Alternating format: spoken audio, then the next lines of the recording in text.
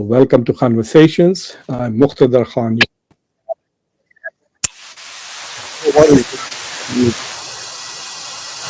Welcome to Conversations. I'm Muqtadar Khan, your host, and today I'm going to talk about another provocation from Donald Trump. Apparently, it seems that Donald Trump is determined to provoke India. Since the beginning of the Operation Sindoor, Donald Trump has taken positions and he seems to be insulting India all the time. ऐसा लग रहा है कि Donald Trump India के खिलाफ कुछ ना कुछ साजिश करने के लिए तैयार हैं। जब से ये पहलगाम के बाद जो ऑपरेशन सिंदूर हुआ है उसको लेकर बार बार डोनाल्ड ट्रंप इंडिया को कुछ ना कुछ कहकर प्रोवोक कर रहे हैं। तो उसके बारे में आज से बात करूंगा। अब जो उन्होंने जो लेटेस्ट प्रोवोकेशन है उसमें दो चीजें कही। एक तो उन्होंने कहा कि जो भारत के साथ उनके ट्रेड नेगोशिएशंस चल रहे हैं उसमें इंडिया ने ये ऑफर किया कि वो अपना ट्रेड टैरिफ वो पूरी तरह से जीरो कर देंगे। और उसके फौरी बाद चंद घंटे के बाद डॉक्टर जयशंकर जो भारत के विदेश मंत्री है, इंडिया के एक्सटर्नल अफेयर्स मिनिस्टर, उन्होंने एक बहुत ही केयरफुली वर्डेड स्टेटमेंट दिया जिसमें उन्होंने कहा कि भाई we are not trying to provoke, we are not trying, मतलब he said कि when we are in a very intricate and delicate negotiations, बहुत नाजुक negotiations में है, जब पूरी चीजें तय हो जाएंगी तब पता चलेगा कि हमारी क्या पोजीशन है। अभी कोई चीज तय नहीं, nothing has been decided and there will be a decision when everything is decided, यानी जो ट्रेड के हर पहलू पे जो तय होगा वो डिसाइड होगा। क्योंकि जो जीरो टैरिफ है वो सिर्फ ऑटो पार्ट्स के ऊपर इंडिया ने प्रपोज किया था। वो अगर आप अखबारात में ढूंढेंगे तो आपको खबर मिल जाएगी। इंडिया ने सारी चीजों पे नहीं कहा। इनफैक्ट जो सबसे खटकने वाली डील ये है कि एग्रीकल्चरल प्रोडक्ट्स पर पहले से ही प्राइम मिनिस्टर मोदी के इंडिया के फार्मर्स के साथ ताल्लुकात ठीक ठाक नहीं है। His relations with the farmers is not very good. तो अब अगर वो फार्मर्स एग्रीकल्चरल प्रोडक्ट्स पर अगर वो टैरिफ खत्म कर देते हैं अमेरिका के, तो सोचिए आप अमेरिका का कॉर्न वगैरह बहुत यहाँ पे तो मास प्रोड्यूस होता है विद इंडस्ट्रियलाइज्ड कैपिटलिज्म, ट्रैक्टर्स, बड़े बड़े ट्रैक्टर्स, हेलीकॉप्टर्स, हवाई जहाज, ये सब यूज होता है यहाँ पर एग्रीकल्चर में, एंड ऑल्सो हेवी पेस्टिसाइड्स। तो जो मास प्रोडक्ट्स होता है वो इंडिया की मार्केट में इंडियन फार्मर्स को खत्म कर देगा, एटलीस्ट इन सम एरियाज। तो इसलिए भी इंडिया अपने एग्रीकल्चरल प्रोडक्ट्स पर से टैरिफ निकालने के लिए बहुत रिलक्टेंट है, बहुत हेजिटेंट है। तो अब सवाल उठता है कि what is going to happen. तो देयर हैज मतलब कोई एग्रीमेंट नहीं हुआ है। इनफैक्ट आज फिर पीयूष गोयल जो इंडिया के ट्रेड के मिनिस्टर हैं वो फिर अमेरिका आ रहे हैं और मुसलसल नेगोशिएशंस चल रहे हैं। खबर ये आई है कि पीयूष गोयल साहब ने कई ट्रिप्स कर चुके हैं बिटवीन यूएस एंड इंडिया, और वो अपनी टीम के साथ फिर से और एक बार इस हफ्ते मतलब today he is flying out from India coming to the US. तो अब देखना चाहिए क्या होगा। जो दूसरी चीज डोनाल्ड ट्रंप ने जो कहा वो बहुत ही खतरनाक है। वो clearly he is trying to blackmail India. उन्होंने कहा कि मैंने टिम कुक जो एप्पल के सीईओ है उनसे शिकायत की कि he is not very happy कि एप्पल कंपनी अपनी सारी मैन्युफैक्चरिंग चाइना से इंडिया को मूव कर रही है। और so what he wants to do इसकी वो चाहते हैं कि उन्होंने कहा कि Apple does not need to build India, India is quite capable of building itself. आप जो फैक्ट्रीज इंडिया में बनाना चाह रहे हैं वो आप अमेरिका में लेकर आए। And he said it publicly, जिसकी वजह से एप्पल के स्टॉक्स गिर रहे हैं फिल वक्त। So and Apple can not से नो टू हिम क्योंकि वो बहुत प्रॉब्लम्स क्रिएट कर सकते हैं एप्पल के लिए। तो पिछले महीने एप्पल के जो सीईओ ने जो एनालिस्ट और डीलर्स के साथ बात की थी उस पर उन्होंने अपने डीलर से कहा था कि टैरिफ के वजह से हमें $900 बिलियन का ज्यादा नुकसान होने वाला है। Because of the tariff we are going to spend 900 यानी तकरीबन $1 ट्रिलियन वो कह रहे थे कि नुकसान कुछ होने वाला है उनका टैरिफ का। I don't know how that was so expensive. इसलिए वो कह रहे थे कि जो थर्ड क्वार्टर से यानी जून के बाद जितने भी आईफोन्स आएंगे अमेरिका, उसमें आधे से ज्यादा यानी मोर देन 50% इंडिया में बने हुए होंगे और बाकी के वियतनाम में, और बहुत कम मे बी 10% चाइना में, क्योंकि चाइना के ऊपर इतने ज्यादा टैरिफ लगे। 30% है चाइना के ऊपर टैरिफ, और इंडिया के ऊपर अभी उतने नहीं है। जो सबसे ज्यादा इंडिया पे लगे थे वो 26% था, और I don't think they were that high on the iPhones के ऊपर। सो एप्पल के लिए this was a very safe deal, और उन्होंने ऑलरेडी काफी लिटरली मिलियंस की तादाद में इंडिया से आईफोन्स असेंबल करके वो अमेरिका लेकर आ गए। तो एप्पल ये चाह रहा है कि अगर चाइना पे टैरिफ रहे तो he will move that manufacturing to India. वो मैन्युफैक्चरिंग वो अमेरिका नहीं मूव कर सकते, बिकॉज यहाँ पर अगर एप्पल आईफोन बनाता है तो 3 गुना ज्यादा महंगा पड़ेगा। It will be 3 times more expensive than जो अब है। तो जो कोशिश ये की जा रही है कि एप्पल जितना हो सके रीडिवर्सिफाई कर लिया अपनी सप्लाई चेन, यानी सप्लाई चेन को रिस्ट्रक्चर कर रहा है। फिर वक्त जो इंडिया में बनने से पहले 90% तक एप्पल के जो आईफोन्स थे वो चाइना में बनते थे, और कई पार्ट्स अभी चाइना में बनते हैं, लेकिन वो एक मतलब उनका जो एप्पल का जो सप्लाई चेन है वो थोड़ा सा सीक्रेट है, और वो कई पार्ट्स कई जगहों पे बनाते हैं। सारा का सारा चाइना में नहीं बनता। चाइना में 90% असेंबल होता है, बहुत ज्यादा बनता है। तो मैंने बहुत कोशिश की, मुझे पूरा इंफॉर्मेशन नहीं मिला कि हाउ मच एक्चुअली चाइना में बनता है, क्योंकि some chips are made in Taiwan, base parts are Malaysia, इस तरह। तो अब वो चाह रहे थे कि चाइना का जो इनपुट हो इन द आईफोन उसको मिनिमाइज कर दें, मैक्सिमाइज वियतनाम और इंडिया में कर दिया, और इंडिया में 50% से ज्यादा, सो 60% इंडिया में, 40% वियतनाम में।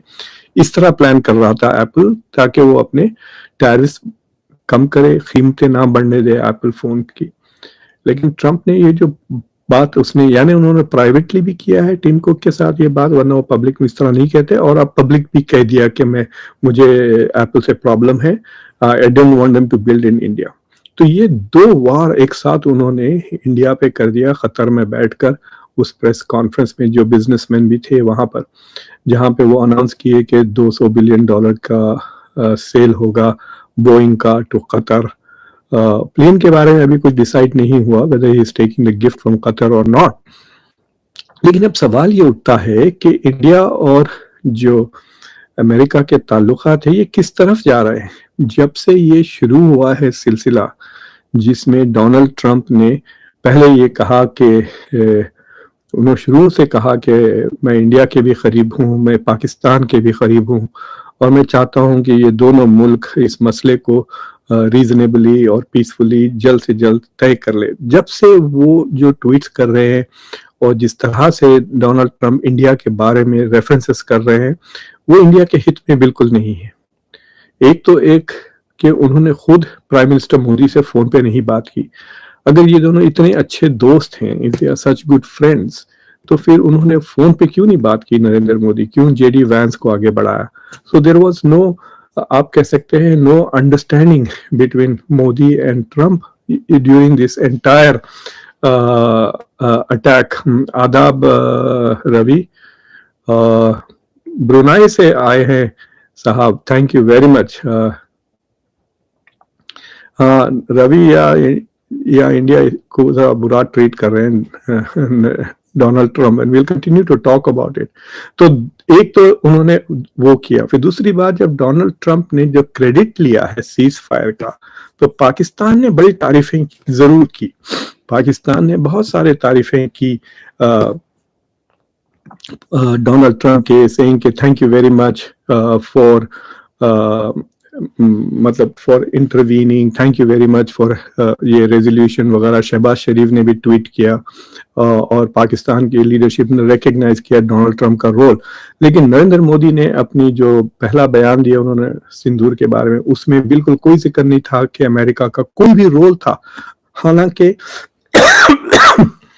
जो अमेरिका से जो रीड आउट्स आए हैं स्टेट डिपार्टमेंट से, व्हाइट हाउस से, उसमें साफ कह रहे हैं कि जेडी वैंस से नरेंद्र मोदी से बात की, डॉक्टर जयशंकर से बात की, अजीत डोवल से बात की, रात भर फोन कॉल पे थे, पाकिस्तान के लीडरशिप से बात कर रहे थे, इंडिया के लीडरशिप से बात कर रहे थे, और फिर उसके बाद इंडिया ने और पाकिस्तान ने सीज फायर के लिए तैयार हो गया। तो डोनाल्ड ट्रंप ने तो क्रेडिट ले ली, लेकिन उसके दूसरे दिन I think Donald Trump was expecting कि नरेंद्र मोदी उनको शुक्रिया अदा करेंगे, जैसे शहबाज ने किया या डॉक्टर जयशंकर विल से कि yes we are happy to report कि सीज फायर हो गया है, और हम बहुत शुक्रगुजार हैं डोनाल्ड ट्रंप की इंटरवेंशन की और उनकी मेहनत की कि उन्होंने उनके वजह से ये सीज फायर हो सका। तो जब इस तरह की जब मतलब डिस्कशन नहीं हो सका, तो I think that is where ये डोनाल्ड ट्रंप को मुझे लगता है गुस्सा आने लगा, और उसके बाद से वो बार बार 4 बार उन्होंने अभी तक इस बात को दोहरा दिया है कि मेरे वजह से सीज फायर हुआ, मैंने सीज फायर अचीव की, इस तरह के उन्होंने बयानात देना शुरू कर दिया। And that is something very challenging मुझे लगता है कि डोनाल्ड ट्रंप ने फिर MBS के सामने कह दिया, फिर उसके बाद उन्होंने मजाक से कहा कि शहबाज शरीफ और नरेंद्र मोदी को साथ वो मार्को रूबियो को रेफर करते हुए कहा कि इन्हें ले जाकर आप डिनर करवाएं इनको। और फिर उसके बाद जब देखा उन्होंने कि फिर इसके बावजूद अभी तक इंडिया ने रिकग्नाइज नहीं किया अमेरिका का रोल सीज फायर में, तो वार पे वार किए जा रहे हैं। उसके बाद कह दिया कि कश्मीर में मैं रेजोल्यूशन करूंगा, एंड ही नोस कि इंडिया बिल्कुल इसके खिलाफ है। India is very strictly against third party involvement, कि कोई थर्ड पार्टी इसमें इन्वॉल्व ना हो। शिमला अग्रीमेंट के बाद से 1972 से यही इंडिया की पोजीशन रही कि इंडिया, पाकिस्तान, कश्मीर, ये सारे मसाइल जितने भी हैं वो सारे के सारे बायलैटरली ही हल होंगे। There will be no involvement of any third party, OIC या UN सिक्योरिटी काउंसिल या US या टर्की या सऊदी अरेबिया, कोई इस मामले में दखल नहीं देगा, सिर्फ इंडिया और पाकिस्तान के बीच में। और वो भी अब नरेंद्र मोदी ने ऑपरेशन सिंदूर के बाद उसको भी थोड़ा महदूद कर दिया, इज मेड इट लिमिटेड, कि अब अगर बात भी हुई पाकिस्तान के साथ तो सिर्फ वो POK और टेररिज्म के ताल्लुक से होगी, और कोई दूसरे मुद्दे पे हम पाकिस्तान के साथ बात नहीं करेंगे। ट्रेड टॉक्स एंड टेररिज्म एक साथ नहीं चल सकते, ये इंडिया की पोजीशन है। लेकिन इसके बावजूद डोनाल्ड ट्रंप ने अब 2 बार कह दिया कि मसले हम कश्मीर के बारे में अगर ये हमसे मदद मांगे तो then we will help resolve this issue. तो बार बार ऐसा लग रहा है कि वो इंडिया को प्रोवोक कर रहे हैं इंडिया के खिलाफ। तो मुझे लगता है, ये मेरा गैस है, मतलब ऐसी कोई रिपोर्ट नहीं है कहीं, मेरा गैस ये है कि इंडिया और अमेरिका के जो ट्रेड नेगोशिएशंस है वो एक ऐसी लेवल तक पहुंच गए हैं that they are getting close to the finish, और कुछ चंद मुद्दे होंगे जिस पे थोड़ा बहुत रेफ्यूटेशन हो रहा और इंडिया रेजिस्ट कर रहा है अमेरिका का दबाव। तो इस तरह से डोनाल्ड ट्रंप दबाव डाल रहे हैं इंडिया को, ताकि इंडिया इस बात से परेशान होकर कि अमेरिका कश्मीर को इंटरनेशनलाइज ना कर दे, पाकिस्तान की इतना स्टैचर बढ़ाते जा रहा है कि इंडिया के लेवल पे बात कर रहे हैं। Both the leaders are wise, both the leaders are intelligence, I am close to both India and Pakistan. इस तरह से वो पाकिस्तान को एलिवेट करके इंडिया के बराबर कर दे रहे हैं अपने ट्वीट्स में, अपने कॉमेंट्स में, अपने प्रेस कॉन्फ्रेंसेस में।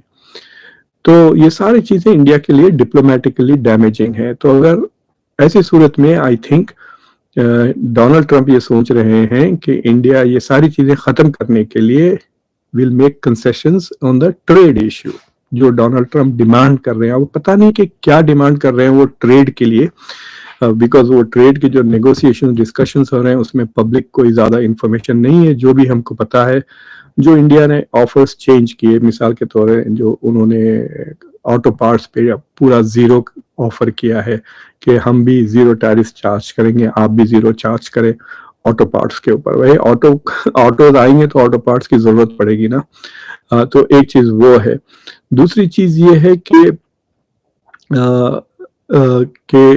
डोनाल्ड ट्रंप ने कहा कि टैरिफ इंडिया ने पूरे जीरो करने का ऑफर किया, विच डॉक्टर जयशंकर ने बहुत ही पोलाइटली बेसिकली कह दिया कि know that is not the case, अभी कोई चीजें तय नहीं हुई, जब पूरी चीजें तय हो जाएगी तो हम फाइनली अनाउंस करेंगे कि डील क्या है। तो नाउ अब सवाल ये उठता है कि इतना दबाव क्यों डाल रहे हैं डोनाल्ड ट्रंप, इस दबाव का क्या मकसद है, what is happening going forward, और is it just Donald Trump का नेगोशिएशन टैक्टिक्स है या there is something more going on? क्या इंडिया और अमेरिका के बीच में, क्या डोनाल्ड ट्रंप और नरेंद्र मोदी के बीच में डिविजन्स बढ़ रहे हैं? ये है सवाल, पॉलिटिकल सवाल। और वो मुद्दा लेकर मैं आपके सामने अब आया हूं कि there seems to be something going on, कि दाल में कुछ जरूर काला है, और वो डोनाल्ड ट्रंप के इस तरह के बयानात से नजर आ रहा है। दूसरी चीज ये है कि अब कई दिन हो गए हैं सीज फायर होकर भी, उसके बावजूद इंडिया ने अभी तक अमेरिका का कोई रोल को एक्नॉलेज नहीं किया है। So that must be something that I think is irritating Donald Trump, और उस पर वो चिड़े हुए हैं कि मैं बार बार अपने रोल के बारे में बात कर रहा हूं और ये मेरे रोल को एक्नॉलेज नहीं कर रहे। So I think that is also a problem for Donald Trump. But let us see how it goes. शायद के आइंदा एक दो हफ्तों के अंदर ही इंडिया और अमेरिका का बायलैटरल ट्रेड एग्रीमेंट अनाउंस हो जाए, and then things will begin to cool down. एक चीज तो ये तय है कि ये जो बालाकोट ऑपरेशन सिंदूर और पहलगाम का जो एपिसोड हुआ है इंटरनेशनल, उसमें तो साफ नजर आ रहा कि क्वाड मर गया है। Quad has done nothing, Quad का कोई रोल नहीं था। Quad has not played any role in this issue. तो अगर क्वाड कमजोर हो गया है, या Donald Trump is not interested in pushing Quad, ना ऑस्ट्रेलिया ने कुछ किया, ना जापान ने कुछ इनिशिएटिव लिया इंडिया को एटलीस्ट मॉरल सपोर्ट देते, क्वाड की तरफ से एक आध एम्बेसडर आ जाता या कोई सीनियर डिप्लोमेट्स इंडिया आ जाते to provide some kind of a symbolic support कि क्वाड का मेंबर इज एट वॉर, हम उसको मदद करने, एटलीस्ट सपोर्ट करने मॉरली आ रहे हैं, वो सब कुछ नहीं हुआ। तो अगर क्वाड खत्म हो जाता है, इज डेड, तो सवाल ये उठता है कि क्या डोनाल्ड ट्रंप की जो स्केड्यूल ट्रिप है सितंबर में या के करीब जब क्वाड की समिट होगी, will Donald Trump come to India? That is the serious question. अब तो देखिए कि India is not the first country के वो आ रहे हैं, वो ऑलरेडी 3 कंट्रीज को चले गए हैं। Is gone to Saudi Arabia, फिर कतर, अब यूनाइटेड अरब एमिरेट्स को जा रहे हैं। फिर there was lot of talk, इजराइलियों ने बहुत कोशिश की कि वापसी में आप इसराइल पे रुक के आए। डोनाल्ड ट्रंप चाह रहे थे कि वो वापसी में टर्की में रुक कर पुतिन से और जेलेंस्की से मिलकर वहां पे भी कुछ अनाउंस करे, बड़ा अनाउंसमेंट, वो नहीं हुआ। सो ही मस्ट बी डिसअपॉइंटेड कि भाई मिडल ईस्ट में कुछ भी नहीं हुआ। ज्यादातर मतलब द बिगेस्ट अनाउंसमेंट यही हुआ कि सीरिया पे सैंक्शंस जो है सो कैंसिल हो गए, मतलब अमेरिका ने सारे सैंक्शंस उठा दिए हैं सीरिया पर, जो सीरिया के लिए बहुत अच्छे हैं और टर्की के लिए बहुत इन्फ्लुएंशियल है, बिकॉज बेसिकली सीरिया ईरान का प्रॉक्सी या ईरान की क्लाइंट से जाके वो अब टर्की का क्लाइंट बन जाएगा। तो ये मुद्दे हैं। मुझे लगता है कि हम ये जरूर कह सकते हैं कि आज इंडिया और अमेरिका के ताल्लुकात उतने अच्छे नहीं हैं जितने दिसंबर में थे या जनवरी में थे, यानी आज से 5 महीने पहले जो इंडिया और अमेरिका के ताल्लुकात थे अब वैसे नहीं है। अगर आपने देखा होगा डॉक्टर जयशंकर दिसंबर में, अक्टूबर में, जनवरी में, फरवरी में अमेरिका में थे, बार बार फोटोग्राफ्स आ रहे थे उनके मार्को रूबियो के साथ, फिर माइक वॉल्स के साथ, फिर एक सिलसिला शुरू हुआ, जेडी वैंस इंडिया आए अपनी बेगम के साथ, तुलसी गैबेट केम टू इंडिया। तो इस तरह से there was lot of India America काफी चल रहा था। लेकिन जब से ही ये पहलगाम वाला मसला हुआ है उसके बाद से it is looking as if के इंडिया और यूएस के रिलेशंस आर गोइंग ट्रबलसम। अगर Donald Trump is serious about stopping Apple from going to India, मुझे नहीं लगता कि एप्पल फंस जाएगा, बिकॉज वो अमेरिका में तो बिल्कुल मैन्युफैक्चरिंग इज इम्पॉसिबल। अगर मैन्युफैक्चरिंग अमेरिका में करेगा तो वो $3,000-3,500 में हो जाएगा। आईफोन कोई नहीं खरीदेगा, तो Apple as a company will die.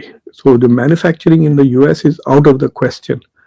तो अब यही मतलब अगर मैं सीईओ हूँ एप्पल का और अगर मुझे डोनाल्ड ट्रंप कह रहे हैं कि ना जाएं, तो आई विल ट्राई टू सी के ठीक है चाइना के टैरिफ्स कम करा दें, ताकि फिर जो हम ऑलरेडी चाइना में बनाए तो let us continue making in China and make the profits, because अब अदरवाइज क्या करेगा, कंपनी इज इन ट्रबल।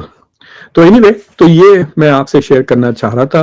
तो अब देखता हूँ आपके क्या सवालात है, और प्लीज हमारी चैनल को अब इजाजत मिल गई है कि वो सुपर थैंक्स भी ले सकते हैं, सुपर स्टिकर्स वगैरह, तो आप सुपर थैंक्स वगैरह देकर सवाल पूछ सकते हैं। और मॉडर्न एजुकेशन पूछ रहे हैं, sir how can India handle Donald Trump? हाँ, that is a very good question, because जो पुराने जो बहस थी, आर्ग्यूमेंट्स थी कि India is an alternative to China, देखिए दो चीजें हैं। जो वेस्ट समझती है कि India is going to be a very good partner against China, और वो सिक्योरिटी के टर्म्स में यानी लड़ाई के जंग के तौर पे देख रही है। लेकिन India is not interested in fighting for the West against China. India China से compete कर रहा है टू बिकम द मैन्युफैक्चरिंग, मतलब दुनिया की फैक्ट्री बनना चाह रहा है जैसा चाइना बन गई थी। तो इंडिया को जो डेवलपमेंट चाहिए, that development will happen only if वो मैन्युफैक्चरिंग चाइना से मूव होकर इंडिया आ जाए। तो India is more interested in supply chain and geoeconomics, whereas the West is interested in geostrategy और जियो पॉलिटिक्स। तो वो डिसएग्रीमेंट है जिसके वजह से क्वाड ना तो डिफेंस कोऑपरेशन वाली कोई चीज बन सका ना कुछ। तो अब डोनाल्ड ट्रंप को कैसा हैंडल करें, इट इज मतलब आई थिंक व्हाट द सरकार जो कोशिश कर रही थी वाज ओके, मतलब देवर पंगे नहीं ले रहे थे जैसा चाइना कनाडा ने पब्लिकली लिया डोनाल्ड ट्रंप के साथ। India was agreeing with him and was working with him, so that was all fine. But अब जो चीज हुई मेरे ख्याल से नरेंद्र मोदी से, जो आई डोंट नो वो गलती है, बिकॉज नरेंद्र मोदी भी बहुत बड़े बड़े बातें किए थे कि हम ये कर देंगे वो कर देंगे इंडिया को, फिर ये कह करके दबाव के अंडर, अमेरिका के दबाव के अंडर वो सीज फायर कर दे। अब जो विपक्ष इंडिया की जो ऑपोजिशन है वो बहुत क्रिटिसाइज कर रही है। इंदिरा गांधी का बहुत चल रहा है चर्चा सोशल मीडिया पे, ये कह करके जब इंदिरा गांधी पे निक्सन ने दबाव डाला तो इंदिरा गांधी ने जंग नहीं रोकी थी, लेकिन नरेंद्र मोदी ट्रंप के दबाव के अंदर आके फौरन जंग बंद कर दिए। तो ये जो सिलसिला चल रहा है उसको अवॉइड करने के लिए Narendra Modi is not acknowledging कि अमेरिका का रोल था सीज फायर में। ये मैं भी जानता हूं और मैं भी ये समझता हूं कि America did play a role, कि अमेरिका एक बहुत इंपॉर्टेंट रोल अदा किया इन द सीज फायर के मामले में, लेकिन इंडिया की तरफ से कुछ भी एक्नॉलेजमेंट हो ही नहीं रहा है। फॉर एग्जांपल इंडिया के खुद रिपोर्ट्स के मुताबिक, खुद मिनिस्ट्री ऑफ एक्सटर्नल अफेयर्स के ब्रीफिंग्स में अगर आप जाके देखें तो वो कह रहे थे कि अजीत डोवल ने अमेरिका को ब्रीफ किया, यानी मार्को रूबियो जो अब अमेरिका के नेशनल सिक्योरिटी एडवाइजर भी है और सेक्रेटरी ऑफ स्टेट भी है, मिनिस्टर ऑफ, यानी वो दोनों जॉब डॉक्टर जयशंकर का और अजीत डोवल के ऑपोजिट नंबर मार्को रूबियो है। तो अजीत डोवल ने मार्को रूबियो को पूरी तरह से ब्रीफिंग दी थी।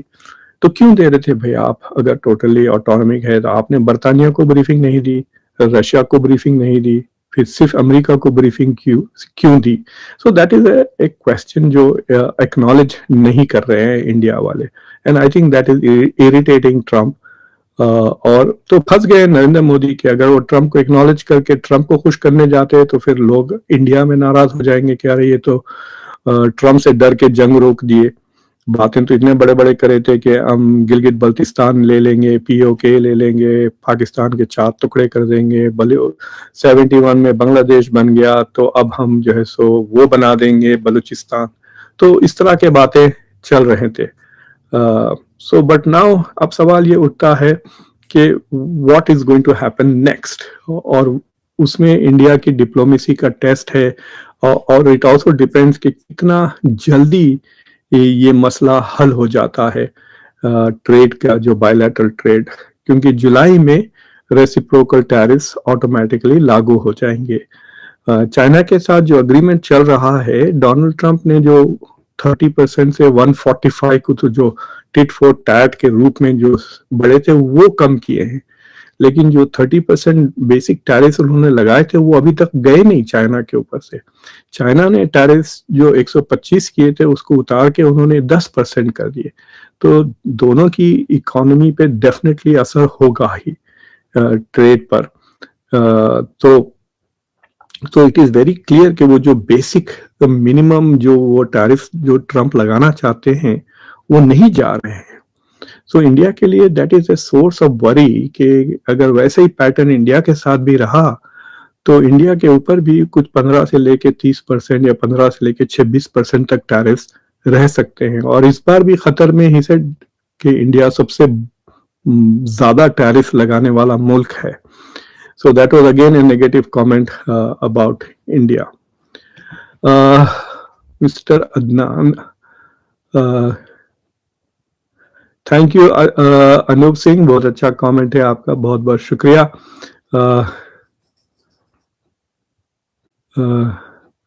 Mr. Adnan, what is the role of Pakistan in international politics? Because once again, our foreign policy exercise at Pakistan is once again important.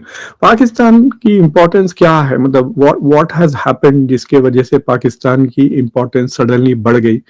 I am not sure कि पाकिस्तान की suddenly importance किसी वजह से बढ़ी है।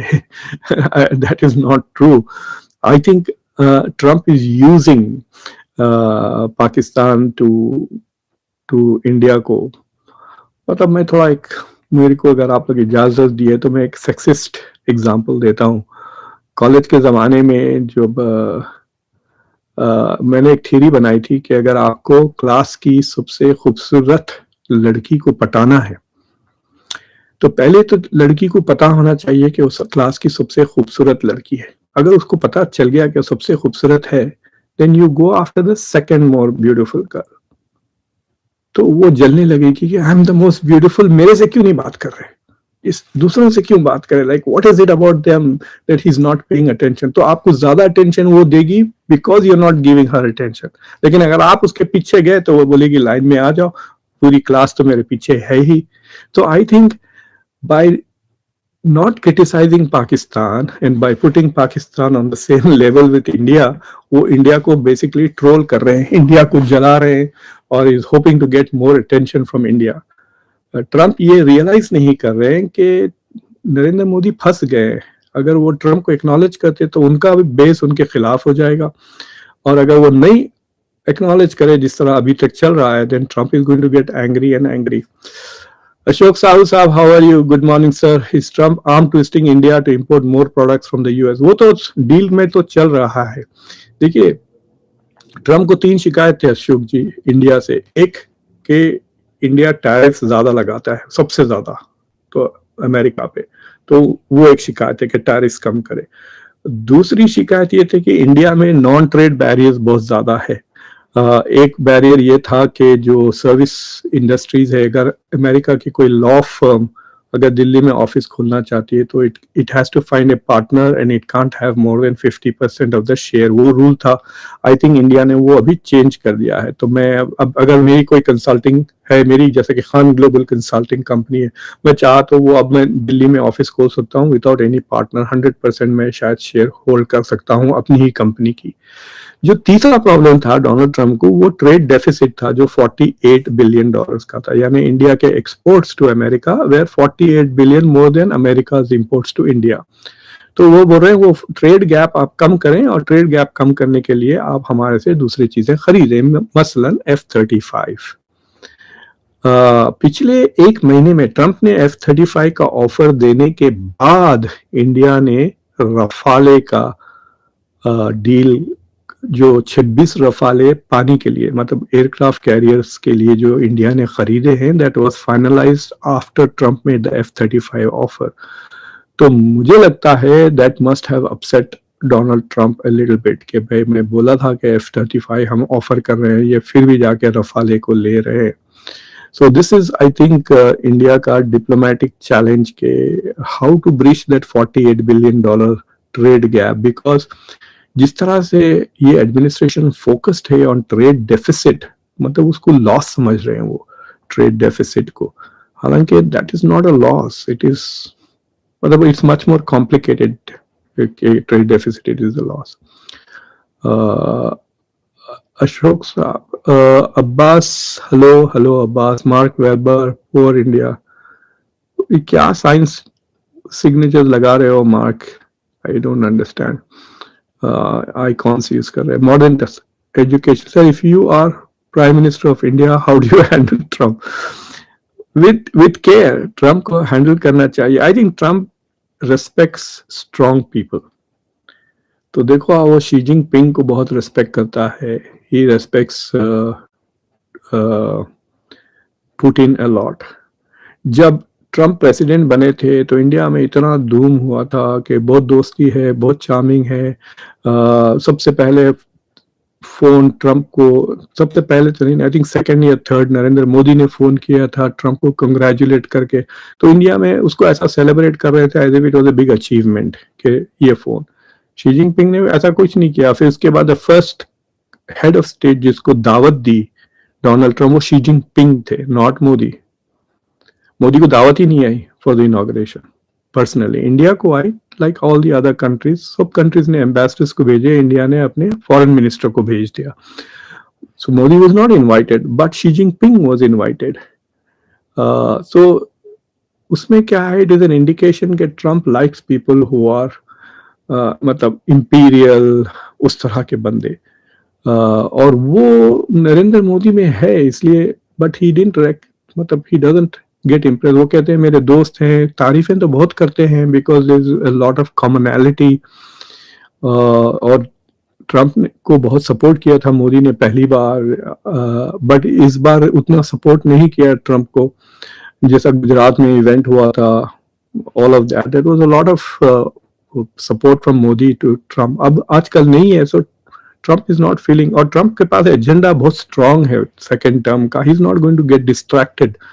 अब देखो, मतलब यूरोप जाने के बजाय, इसराइल जाने के बजाय, he went to the Middle East और बहुत पैसे लेकर आ रहे हैं। $142 बिलियन का मिलिट्री कॉन्ट्रैक्ट साइन हो चुका है सऊदी अरेबिया के साथ।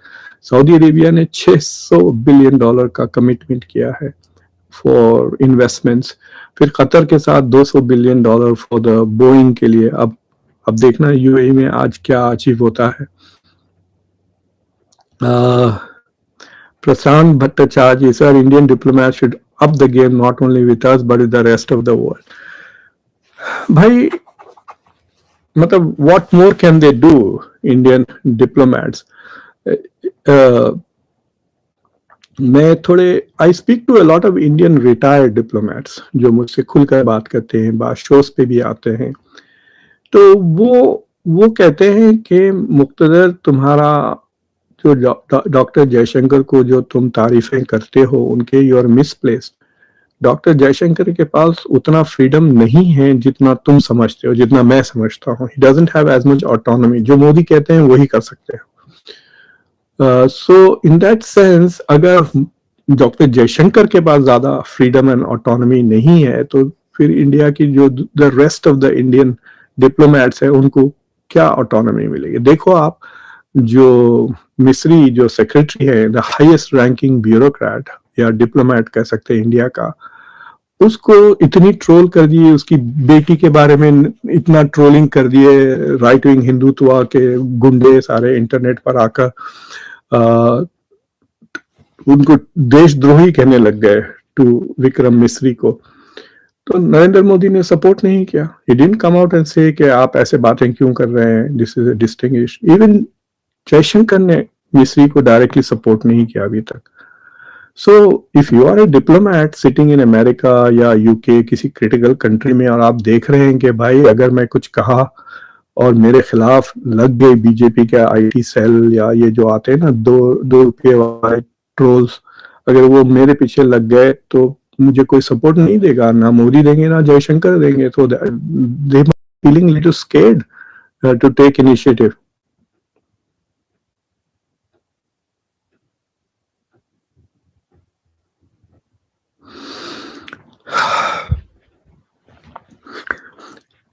टेररिज्म का मसला देखो, पाकिस्तान, दिस इज जन सुराज के लिए सवाल है ये है कि भाई पाकिस्तान तो 49 से, मतलब जो उसने कश्मीर पे हमला किया था उसमें भी उन्होंने प्रॉक्सीज का इस्तेमाल किया था ना, ट्राइब्स का इस्तेमाल किया था। वो फौज नहीं थी, फौज बाद में आई पीछे पीछे। तो Pakistan has been using this kind of I agree modern education. मुझे तो बड़ा गुस्सा आता है, विराट कोहली दो सीरीज क्या फेल हुआ, उसको रिटायर करवा दिया। अजीत डोवल फेलियर पे फेलियर जा रहे हैं, उनको कब रिटायर करेंगे? He is 80 years old now.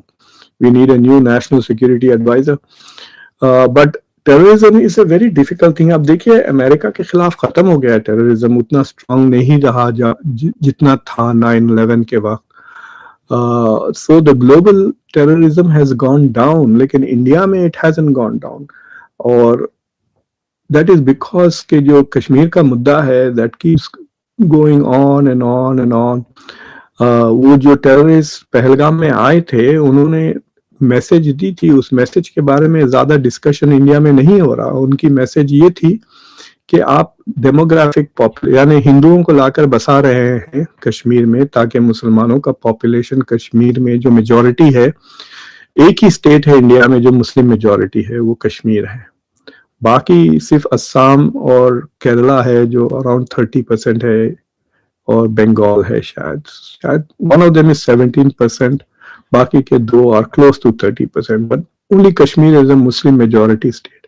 उसमें वो लेकर आ रहे हैं बाहर से लोगों को बसाने के लिए इन कश्मीर वैली। अभी तक 80,000 लोग आके बस चुके हैं। सो तो जो लोकल्स हैं उनमें गुस्सा और एंगर आ रहा है, प्लस स्टेटहुड चला गया। So there is a lot of pressure. जो सेव कर रहा था टूरिज्म के वजह से इकोनॉमी थोड़ी बेहतर हो रही थी कश्मीर की, और कश्मीरियों को एक किस्म से नॉर्मलाइजेशन से कुछ फायदा मिल रहा था। So they were happy about it. And तो I mean it's a much more complicated issue to deal with. जो इंटेलिजेंस प्राइम मिनिस्टर मोदी के पास है वो मेरे पास नहीं है, कि कितने रेडिकल्स हैं, कितनी पब्लिक गुस्से में है, वो सारा इंफॉर्मेशन इज नॉट देयर। कि कश्मीर में आप एक पब्लिक ओपिनियन पोल करके देखो जिसमें लोग बेझिझक सच्चे सच्चे जवाब दे। ये कौन आ गया? Anisur gaming, I don't know, ये ट्रोल्स आ गए। 2 रुपए मिल गए आपके, गुड। चलो अनएम्प्लॉयमेंट खत्म हो रहा है इंडिया में। Modern education, are you writing article in a news? हाँ, मैं एक्चुअली अभी अपडेट किया हूँ। मैं अपने रीसेंट आर्टिकल्स डिप्लोमेट के लिए लिखता हूँ जो इंटरनेशनल मैगजीन है। फिर इंडिया की जो एक मैगजीन आती है कॉल इंडियाज वर्ल्ड, उसके लिए भी मैंने लिखा था। So I will try to share the link अगर मुझे मिलता है अबाउट द आर्टिकल्स। जो रिसेंट आर्टिकल्स मेरे छपे हैं, most of them about India.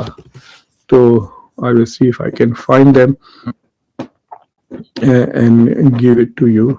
आप लिंक फॉलो करें। ये मिल गया मुझे, and then I will do.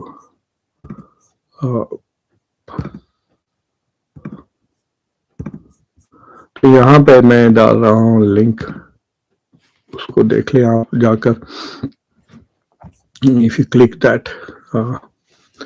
और कोई सवाल है तो लोग सवाल करें, वरना मैं आप लोगों से इजाजत लेता हूँ और छुट्टी लेता हूँ। It's quite late here.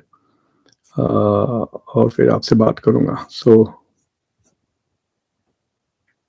Thank you very much for watching. और I am your host Muktadar Khan. अगर अभी तक आपने चैनल को सब्सक्राइब नहीं किया हो तो प्लीज चैनल को सब्सक्राइब करें, इस वीडियो को लाइक करें और बेल आइकॉन जरूर दबाएं, और इस वीडियो को दूसरों के साथ जरूर शेयर करें। सो अंटिल नेक्स्ट टाइम, मैं आपका होस्ट, आपका दोस्त मुक्तदर खान। Take care.